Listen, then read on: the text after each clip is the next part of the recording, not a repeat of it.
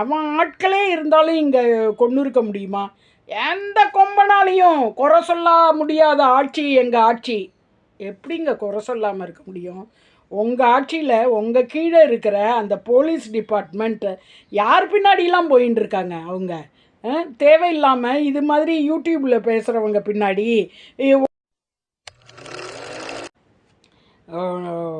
எந்த எதிர்க்கட்சியாக இருக்கிறவங்க ஆட்சியும் வேண்டாம், மத்தியத்தில் இருக்கிற ஆட்சியும் இங்கே வேண்டாம், இப்போ நடக்கிற ஆட்சியும் வேண்டாம், நடிகனாக வர ஆட்சியும் வேண்டாம்.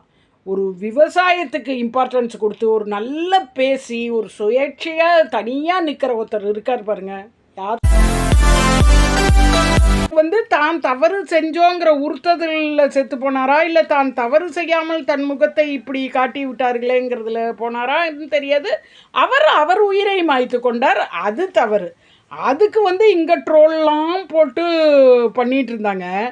ஆனால் ஒரு விஷயங்க, பயங்கரமான விஷயம் சென்னையில் நடந்தது. அதை பற்றி எவனும் பேசலை, யாரும் பேசலை, எந்த மீடியாவும் பேசலை. யூடியூப் சேனலில் கூட ஒரு 2-3 பேர் தான் சொல்லியிருக்காங்க வெளியில். என்ன கொடுமை! இந்த கொடுமையெல்லாம் ஏன் நடக்கிறது? பாதுகாப்பு இல்லை. ஊடகங்கள், மீடியா, பேப்பர், மற்ற மீடியாக்கள், எல்லா டிவி சேனல் பேரையும் சொல்லுங்கள். எந்த சேனல்லையும், இந்த டிவி சேனலில் சொல்கிறேன், எந்த சேனல்லையும் இந்த நியூஸ் வரல. ஏன்னா அவங்கெல்லாம் அப்படி பயந்துட்டா, இல்லை காசுக்கா, இல்லை எதுக்கு வேலை செய்கிறாங்கன்னு தெரியல, இப்படி இருக்காங்க. தேர்தல் டயத்தில் இதெல்லாம் சொல்லுனா நமக்கு ஆபத்து வருமோ, நமக்கு நெருக்கடி வருமோன்ட்டு இவங்கெல்லாம் எந்த சேனல்லாம் திட்டணுங்க, கண்டபடி திட்டணும். வெளியில் வர விஷயங்களை கொண்டு வரத்துக்கு தானே இங்கே இருக்கீங்க.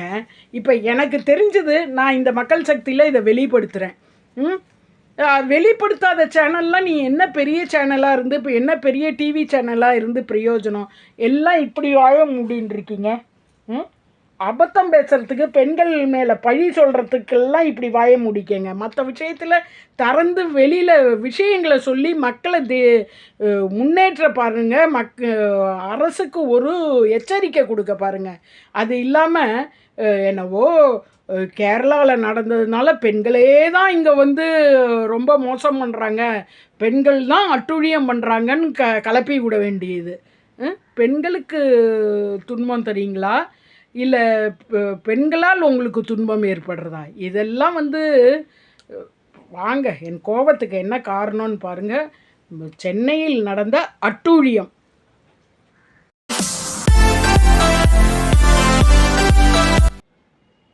மக்கள் வணக்கம், மக்கள் சக்தி நேயர்களே. கேரளாவில் ஒரு பஸ்ஸில் அவர் தப்பு செஞ்சாரா தப்பு செய்யலையான்னு தெரியல, அதை ஒரு வீடியோ எடுத்த பொண்ணு கரெக்டாக அதை அவர் கையை காட்டுறார், அவர் தப்பு செய்கிற மாதிரி தான் இருக்குது. அதை வீடியோ எடுத்து அதை பற்றி போட்ட ஒரு பொண்ணை பற்றி கண்டபடி பேச ஆரம்பிச்சிட்டாங்க. ஏன்னாக்க அவர் தன் உயிரை அங்கே மாச்சுன்ட்டார், வீட்டில் தன் உயிரை மாச்சுன்ட்டார். அதை வெளியில் வந்தப்புறம் கேரள மக்கள் கொதிக்கிறாங்க. பஸ்ஸில் நடந்த அநியாயத்தை அந்த பொண்ணு வீடியோவாக அவர் முகத்தை எடுத்து போட்டதுனால வந்த வேணான்ட்டு கொதிக்கிறாங்க. அது நியாயம், அங்கே உள்ள மக்கள் கொதிக்கிறதுல நியாயம். அதுவுமே அவர் வீட்டுக்குள்ளே பண்ணின்றதுக்கு என்ன, பஸ்ஸில் ஒரு தவறு நடந்திருக்கு, அவர் அதை முகத்தை காட்டி அந்த பெண் போட்டதும் ஒரு தவறுன்னு சொல்லி கொதிக்கிறாங்க. ஆனால் அதே தமிழ்நாட்டு ஆளுங்களும் அதை போட்டு ட்ரோல் போட்டு அந்த பெண்ணை கண்டபடி பேசி அந்த பெண் மேலே தான் அத்தனை தப்பும் இருக்கிற மாதிரி, அந்த பெண் கொலை பண்ணலை, அவள் ஒரு அநியாயத்தை காட்டியிருக்கா, முகத்தை காட்டிட்டா. அது தான் தவறு செஞ்சோங்கிற உறுத்ததில் செத்து போனாரா, இல்லை தான் தவறு செய்யாமல் தன் முகத்தை இப்படி காட்டி விட்டார்களேங்கிறதுல போனாரா தெரியாது. அவர் உயிரை மாய்த்து கொண்டார், அது தவறு.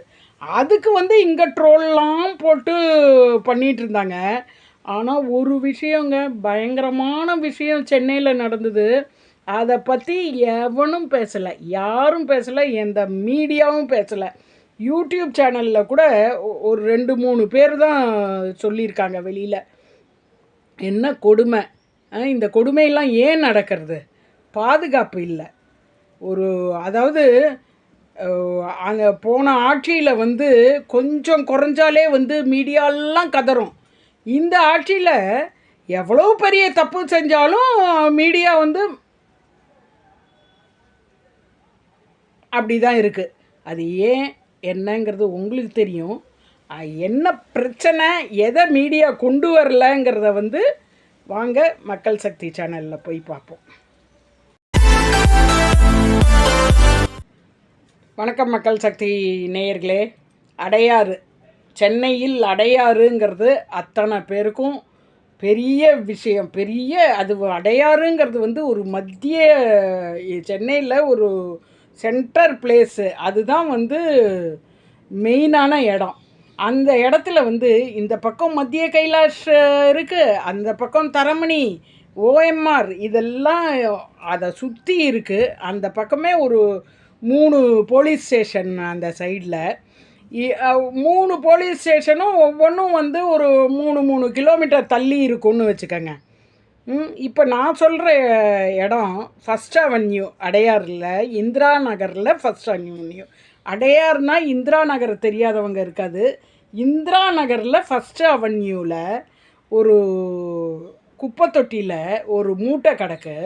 அதை அங்கே உள்ள பைக்கு கடை ஒன்று இருக்குது.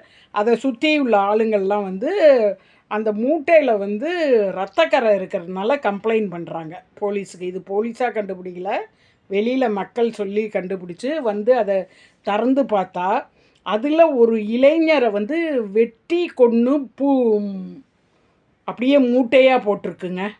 இதை விசாரிக்க போனால் அவர் வந்து ஒரு வடக்குலேருந்து வந்தவர். அவரை கொன்றவர்கள்லாம் யாருன்னா அதே வடக்குலேருந்து வந்தவங்க தான், பீகார்லேருந்து வந்தவங்க தான். அப்பாடியோ, இதில் தமிழன் வடக்கன்கிற பிரச்சனை இல்லைப்பா அப்படின்னு நினைக்கிறத விட தமிழ்நாட்டில் இது நடந்திருக்கு அப்படிங்கிறது தான் பிரச்சனை. ஒரு போலீஸ் பாதுகாப்பு இல்லாமல் நடந்திருக்குங்கிறது தான் பிரச்சனை. இந்த கொல்லப்பட்டவர்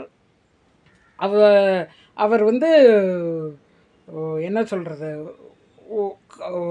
பீகார்லேருந்து வந்து இப்போ தான் ஒரு மாதத்துக்குள்ளே ஒரு கட்டடத்துலேயோ ஒரு காலேஜ்லேயோ வாட்ச்மேன் வேலை கிடச்சி உட்காண்டிருக்கார். அவர் மனைவி 21 வயசு, இவருக்கு 25 வயசு, மனைவி 21 வயசு, 2 வயசில் குழந்த. இவங்க வந்து ஒரு காலேஜில் உள்ள செக்யூரிட்டி இடத்துலையே பர்மிஷன் கொடுத்ததுனால அங்கேயே வந்து அவங்க சமைச்சு சாப்பிட்டு அங்கே இருக்காங்க. இப்போ இந்த நைட் டயத்தில் என்ன இருக்குது, இந்த பொண்ணை பார்த்த உடனே 3 குடிகாரங்க வந்து அந்த பெண்ணை கற்பழிக்க முயன்றிருக்காங்க. அதை வந்து தடுக்க இவர் கணவர் வந்து தடுக்க போகிறார். அவர் அப்படியே போட்டு அட்டின்னு அடித்து அவர் மூஞ்சியில் கல்லாலெல்லாம் செதுக்கி அவரை கொன்று அவரை வெட்டி ஒரு மூட்டையில் கட்டி போட்டாச்சு. இந்த பொண்ணை கற்பழிச்சும் விட்டாச்சு. கற்பழிச்சாச்சா இந்த பொண்ணை 3 பேரும். உடனே அவளை வெட்டி இதுக்குள்ளே போட்டாங்க, இன்னொரு மூட்டைக்குள்ளே போட்டு. குழந்த அங்கே பேன்னு அழுதுட்டுருக்கு. அந்த குழந்த அழுதுட்டுருக்கும்போது அதை எடுத்து தூக்கி கல்லில் வீசி கொண்டுவிட்டு அதை குப்பையில் போட்டுட்டு போயிட்டாங்க. இது நடந்தது தரமணி, கைலாஷ், அந்த இந்திரா நகர் அந்த சுற்றி வட்டாரத்தில் தான் இது நடந்திருக்கு. இதில் இந்த ஆளு மூட்டையை இங்கேயும், இன்னொரு அந்த லேடி மூட்டையை, மனைவி மூட்டையை இன்னொரு இடத்துலையும், அந்த குழந்தைய குப்பையிலையும் வீசிட்டு அந்த மத்திய கைலாஷ்கிட்டேயே அந்த அடையாறுலேயே இது நடந்திருக்கு. இதை வந்து நம்ம போலீஸ் பார்க்கல. அங்கே இருப்பாங்கல்ல, என்ன இருந்தாலும் நைட்டு சத்தம் கேட்காமையாக இருந்திருக்கும். அக்கம் பக்கமும் ஒரு இடத்துல சத்தம் கேட்டால் போயே பார்க்க மாட்டேங்கிறாங்க. நான்லாம் வந்து பக்கத்தில் குழந்தை அழற ரொம்ப சத்தம் கேட்டுதுன்னா அந்த ஃப்ளாட்ஸ் பக்கம் போய், என்னம்மா யார் அது இப்படி குழந்தைய அழ விட்டுட்ருக்கீங்க அப்படின்னு ஒரு சத்தம் போட்டு வருவேன். இதெல்லாம் இல்லாமல் அவங்க வேலையை பார்த்துருந்தாங்களா, இல்லை நல்லா தூங்கிட்டு இருந்தாங்களா அந்த டைம்? ஒருத்தர் கூட தெய்வம் அனுப்பலையா அவங்கள ஹெல்ப் பண்ணுறதுக்கு? என்ன கொடுமைன்னு தெரியல. ஆனால் ஒரு கொடுமை தெரியுது, தமிழ்நாட்டில் சட்ட ஒழுங்கு சீரழிஞ்சு கிடக்கு. ஒரு பீரியடில் எல்டிடி பிரச்சனை இதே ஆட்சி முன்னாடி இருக்கும்பொழுது இருந்தது. ரொம்ப பயங்கரமாக இருந்தது. திருச்சியிலலாம் அப்போ கோலம் போடுறவங்க கழுத்துலலாம் செயினை இழுத்துட்டு இருந்தாங்க. அதுக்கு அடுத்தது நம்ம அம்மா ஆட்சி வந்தது. அப்படியே அடங்கித்து அந்த எல்டிடி இது, சத்தம் போடாமல் அடங்கித்து. இப்போ அது மாதிரி வேறு ஏதோ ஒரு குரூப்பு கிளம்பி நகையை கஞ்சா அடிக்கிறது, நகையை எடுக்கிறது, பெண்களுக்கு பிரச்சனையை கொடுக்கறது, பெண்களுக்கு பாலியல் தொல்லையை கொடுக்கறது, இது மாதிரி கொலை பண்ணுறது. இப்போ கூட நான் ஒன்று போட்டேன், திருத்தணி ட்ரெயினில் வடக்கன் ஒருத்தரை வந்து நம்மளுடைய பசங்க தற்கூரி பசங்கள்லாம், தற்கூரி பசங்கன்னா அவங்க கட்சிக்காரங்க பசங்க சொல்ல, அந்த ஏஜில் தற்கூரித்தனமாக உள்ள பசங்கள்லாம் வந்து 3 பேர் அவரை வெட்டி அவருக்கு ஒரு தொந்தரவு கொடுத்தது. இப்போ அதுக்கு அடுத்தது இந்த பிரச்சனை. இந்த பிரச்சனையில் இந்த 3 பேர், இந்த குடும்பத்தை சீரழித்த 3 பேர் வந்து பீகாரி. அவங்கள அப்படி பண்ணினவங்க 5 பேர் வந்து பீகாரி தான். இது ஏதானு வன்மத்தில் இருக்குமா, இல்லை ஒரு பொறாமை போட்டியில் இருக்குமா என்னங்கிறது தெரியல. ஆனால் இது நடந்தது தமிழ்நாட்டில். யார் ஆட்சியில்? எந்த கொம்பனாலையும் அசைக்க முடியாத ஆட்சியில். இப்படிலாம் இருந்ததுன்னா ஒரு ஒரு உயிருக்கே பயமாக இருக்கிற ஒரு நாட்டில் எப்படி இங்கே வாழ முடியும்? அவன் பாவம் இங்கே வந்து வேலைக்காக வந்திருக்கான். இங்கே ஒரு சேஃப்டி இருந்ததுன்னா அவன் ஆட்களே இருந்தாலும் இங்கே கொண்டு இருக்க முடியுமா? எந்த கொம்பனாலையும் குறை சொல்ல முடியாத ஆட்சி எங்கள் ஆட்சி. எப்படிங்க குறை சொல்லாமல் இருக்க முடியும்? உங்கள் ஆட்சியில் உங்கள் கீழே இருக்கிற அந்த போலீஸ் டிபார்ட்மெண்ட்டு யார் பின்னாடிலாம் போயின்னு இருக்காங்க? அவங்க தேவையில்லாமல் இது மாதிரி யூடியூப்பில் பேசுகிறவங்க பின்னாடி, உங்கள் ஆட்சியை குறை சொல்கிறவங்க பின்னாடி இவங்கள தான் போய் பிடிச்சிட்டு இருக்காங்களே வழிய, உண்மையாக பிரச்சனை நாட்டுக்கு கொடுக்குறவங்கள, கஞ்சா அடிக்கிறவங்கள, நாட்டுக்கு கொடுக்குறவங்கள, தண்ணி போடுறவங்களெல்லாம் பிடிக்கிறது இல்லை. தண்ணி போட்டு செத்து போகிறவன் செத்து போகிறான். ஆனால் அதே கள்ளச்சாரையம் காய்ச்சி செத்து போகிறவனுக்கு 10 லட்சம். என்ன இது கொடுமைன்னு தெரியல. இது ஒரு பக்கம் ஒரே நடிகனை பார்க்க ஒரே கும்பல், அதில் போய் மக்கள் அத்தனை பேர் செத்து போகிறது. இது மக்கள் பிரச்சனையாகவே இருந்தாலும் நடத்தியவர்கள் தான் அதுக்கு காரணம். ஆனால் அவன் சொல்கிறான் அரசு தான் காரணம்னு. இப்படி போயின்னு இருக்கு நம்ம நாட்டோட ஒழுக்கம்லாம். டிசிப்ளின், ஒழுக்கம் எங்கிருந்து வரும்? எப்பொழுது வரும்? கனவு காணணுமா? கனவு காணாதீர்கள். தூங்க விடாமல் செய்கிறது தான் வர கனவை நிறைவேற்றுறதுக்கு நம்ம முயற்சித்தோன்னா, ஒத்துமையாக இருந்து இந்த ஆட்சியை வந்து நம்ம நல்ல ஆட்சியை அங்கே கொண்டு வரணும். நல்ல ஆட்சியை கொண்டு வரத்துக்கு இப்போதைக்கு எந்த எதிர்கட்சியாக இருக்கிறவங்க ஆட்சியும் வேண்டாம், மத்தியத்தில் இருக்கிற ஆட்சியும் இங்கே வேண்டாம், இப்போ நடக்கிற ஆட்சியும் வேண்டாம், நடிகனாக வர ஆட்சியும் வேண்டாம். ஒரு விவசாயத்துக்கு இம்பார்ட்டன்ஸ் கொடுத்து ஒரு நல்ல பேசி ஒரு சுயேட்சையாக தனியாக நிற்கிற ஒருத்தர் இருக்கார் பாருங்கள், யார் சொல்கிறேன்னு உங்களுக்கு தெரியும். அவர் ஆட்சியை கொண்டு வந்து பார்க்கலாம், என்ன தான் நடக்கிறதுன்னு பார்ப்போம். நன்றி.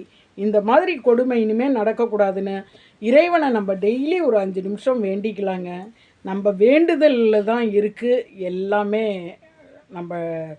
நமக்கு பிடித்த மாதிரி நடக்க வேண்டும் என்றால் நம் மனதில் நாம் வேண்டுவதில் தான் இருக்கிறது என்று முடித்துக்கொண்டு, மக்கள் சக்தி சேனலுக்கு நீங்கள் சப்ஸ்கிரைப் பண்ணுங்கள். வாங்க, நிறைய விஷயங்கள் தெரிஞ்சுக்கலாம். மக்கள் சக்தி சேனல் ஒன்று தாங்க உங்களுக்கு நடக்கிற விஷயத்த அப்படியே கொண்டு வந்து கொடுக்கறது. உங்களுக்குன்னு ஆண்டவன் ஒரு 6 மூளை வச்சுருக்கான். நாங்கள் 6th சென்ஸை யூஸ் பண்ணி நீங்கள் வந்து அதில் எது நல்லது எது கெட்டது, வர மீடியாவில் வந்து எந்த மீடியா நல்லது சொல்கிறது எந்த மீடியா கெட்டது சொல்கிறதுன்னு பார்த்துட்டு, நல்ல மீடியா மக்கள் சக்தி மாதிரி நல்ல மீடியாவை ஃபாலோ பண்ணுங்கள், சப்ஸ்கிரைப் பண்ணுங்கள், லைக் பண்ணுங்கள். உங்களுக்கு வேண்டியதெல்லாம் கமெண்ட்டில் போடுங்க. கண்டிப்பாக அதை இன்னொரு வீடியோவாகவும் வரும், அதுலேயும் உங்களுக்கு பதில் சொல்லப்படும். வாங்க, மக்கள் சக்தி.